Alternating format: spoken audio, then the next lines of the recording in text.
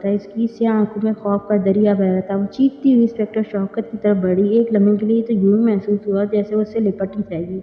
شوکت کے بالکل قریب جا کر وہ رک گئی۔ اس نے اپنا چہرہ دروازے کی طرف موڑا، ہاتھ بھی دروازے کی طرف اٹھایا اور شہادت کی انگلی سے اشارہ کرتے ہوئے بولی، تھانے دار صاحب، وہ میرے پیچھے آ رہا ہے، مجھے مار دے گا، مجھے بچا لو تھانے دار جی۔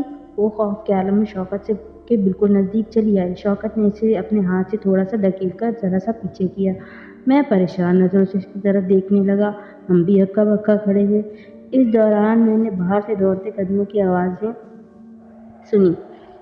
عورت پھر ایک بار ہذیانی انداز میں چلائی، تھانے دار جی وہ آ رہے ہیں، وہ مجھے قتل کر دے گا۔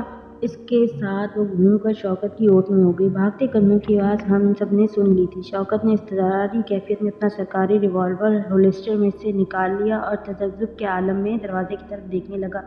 بھاگتے قدم اب برآمدے میں تھے۔